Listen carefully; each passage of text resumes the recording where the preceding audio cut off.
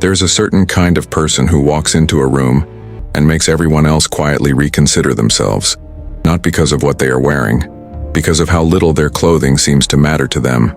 That detail is worth sitting with. Most people never notice it. They are too busy cataloging the room, reading labels, decoding stitching, tracing the silhouette of a jacket back to a season, a runway, a price point. It is an exhausting exercise disguised as appreciation. And somewhere in the middle of all that decoding, the person standing in front of them has already moved on. Fashion has always been a language. But like any language, it is possible to speak it fluently without understanding what you are actually saying.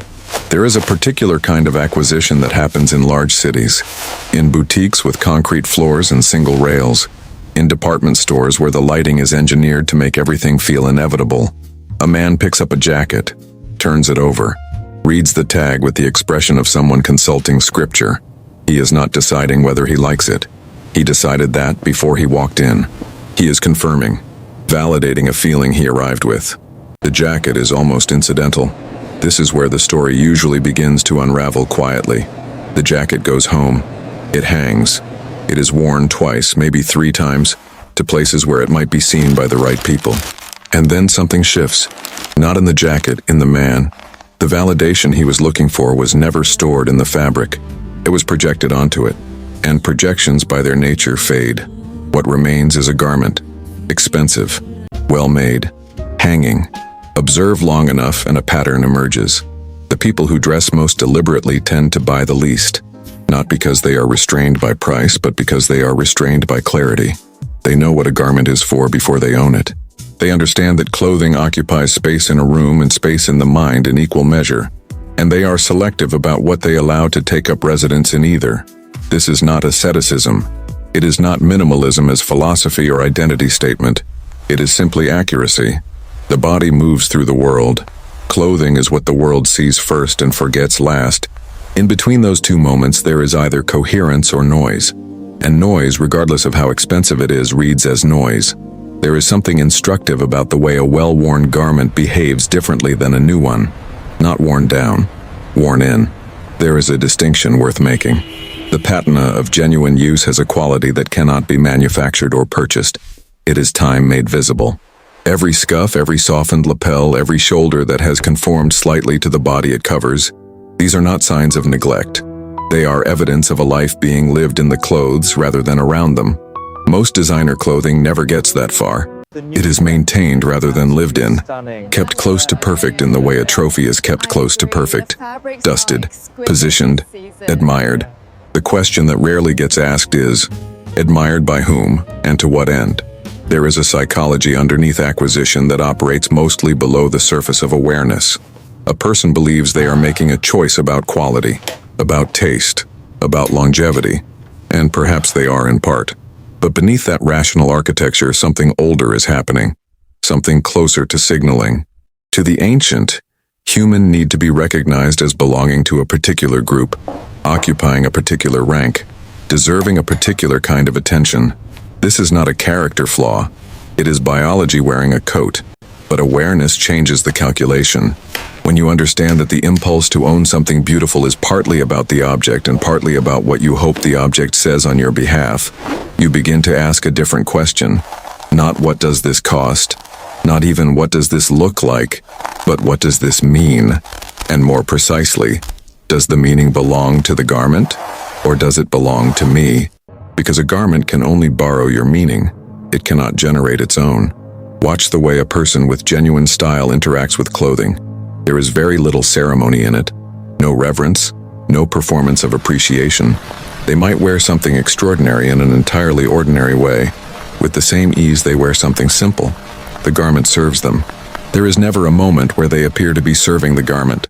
That inversion, the person subordinating themselves to the clothing, is visible from across a room. It communicates something, though rarely what was intended. The designer house understands this, has always understood it. The best ones build into their work a kind of quiet authority, a restraint, a deliberate absence of decoration that forces the wearer to bring something to the exchange. The garment is incomplete without a body that belongs in it, not a body of a particular shape or size, but a body that has arrived at some interior certainty. the kind that does not need the jacket to do the speaking. This is why the most coveted pieces from the most considered houses are often, to an unprepared eye, unremarkable. A gray cashmere coat, black trousers with a fall that is almost architectural, a white shirt with a collar that does something subtle and precise. These are not garments designed to announce themselves. They are designed to extend the presence of whoever wears them, to make the human being slightly more legible, slightly more themselves. That is the actual ambition, not spectacle. Legibility. And legibility requires that there is something there to be read. This is the part of the conversation that rarely happens in the places where designer clothing is sold, because it cannot be sold. It is the thing that must already exist in the customer before the garment can do its work. And retailers, understandably, prefer to suggest that the transformation happens at the point of purchase, that wearing this will make you something, that possessing it changes the equation. It does not. What it can do in the best cases is provide a certain kind of confirmation, a coherence between the interior and the exterior. But that coherence has to start somewhere, and it does not start with the purchase. There is a particular kind of paralysis that expensive wardrobes create, observed in the person standing in front of a full closet experiencing the peculiar modern anxiety of having too much and yet nothing to wear. Every garment a decision, every combination a statement.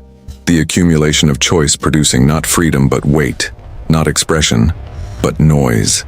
The person with four things they understand completely never has this problem. They dress without performance, without the daily negotiation between identity and inventory. The ritual is short and quiet, and when they step outside, the result has a coherence that 100 options could never produce. There is an elegance in limitation that abundance cannot replicate. This is not about the number of garments in a wardrobe. It is about the quality of relationship to each one. Some people own 15 things and are constantly dressed. Others own hundreds and are perpetually costumed. The difference is not visible in the garments. It is visible in the person. Costume requires maintenance, requires tending, requires the performance of the character it belongs to. The person who dresses, who wears clothing rather than inhabits a character, operates differently. They can be still, can be inconsistent, can be underdressed for the occasion and still register as someone whose attention is worth having. Because something in the quality of their presence communicates that the occasion is not what defines them. This is the thing that cannot be bought, not at any price point, not from any house. And yet it is indirectly what every purchase is reaching for. The desire to dress well is a legitimate one. It is connected to something real about human dignity, about self-presentation as a form of self-respect. There is nothing shallow about caring about appearance. The person who pretends not to care is often performing just as deliberately as the person who cares too visibly. Both are managing a relationship with the gaze of others. One simply does it with more theater. The interesting space is elsewhere, in the person who has thought about this enough to arrive at their own coherence, who wears what they wear because it is accurate, not because it is admired, who experiences the quality of a well-made thing with genuine pleasure, without needing that pleasure to be witnessed or validated. That person is not thinking about return on investment when they buy something expensive. They are not thinking about longevity or versatility, or the amortized cost per wear. These are the calculations of someone who is not sure, who is still negotiating. The person who is certain simply asks, is this mine? Does it belong to me, or am I borrowing identity from it? The answer, when honest, is clarifying. There are garments that you can wear on the first day of ownership with the ease of something you have carried for a decade. And there are garments that you own for years and never quite inhabit. The fit is correct. The quality is undeniable. But something in the exchange remains transactional. Cool. The garment never fully trusted you and you never fully trusted it. These are the ones that hang. This is not always predictable at the point of purchase. The lighting in a boutique is not the lighting of your life. The mirror in the dressing room reflects a version of you that does not exist outside that room. The sales environment is an architecture of slight distortion, designed with precision, calibrated over decades to create the feeling that the decision is already made, that this object has been waiting, that you arrived precisely when you were meant to. The walk home tells a different story. Not always. Sometimes the purchase survives the transition from boutique to reality and earns its place in the daily rotation. But the ones that do not, and there are always ones that do not, teach something that the successful purchases cannot. They teach the difference between wanting the object and wanting the version of yourself the object seemed to promise. That distinction is the entire conversation. Everything else is detail. The person who learns to sit with that distinction before committing, who can stand in a boutique with something extraordinary in their hands and ask genuinely and without self-flattery, "Is this me? Or is this the idea of me?" That person changes their relationship to acquisition in ways that compound quietly over time. The wardrobe becomes smaller, more considered. Every garment present for a reason, occupying its space with purpose, asking nothing of the person who opens the door every morning except to be worn, not performed, and the room they walk into, the way they move through it, the quality of attention they attract without effort, and the quality of attention they extend to others. All of that is different, not because of the clothing, because of the clarity. The clothing is just the last thing to know about it. There is a man, he appears in variations in every city, in every decade, who wears the same coat for 15 years, not because he cannot afford another, because somewhere in the middle of the second or third year the coat became his. The collar began to know where to sit. The shoulders remembered his posture.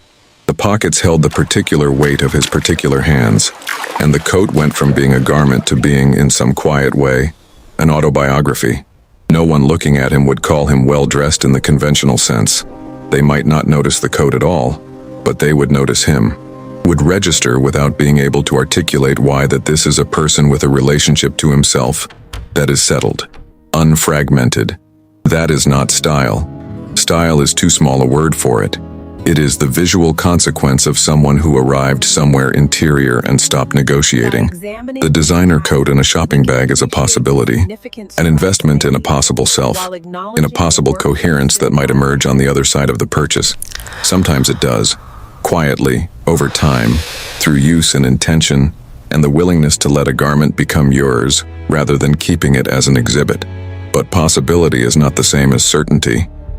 And the people who understand the difference before they spend, not because someone told them, not because they read the right article or watched the right video, but because they took the time to observe themselves with the same quality of attention they give to the clothing in the window. Those people dress differently, move differently, occupy rooms differently. The rest is just fabric. And somewhere between the boutique and the door, between the price and the person, between the label and the life, that is where the actual decision lives. It does not announce itself. It rarely does.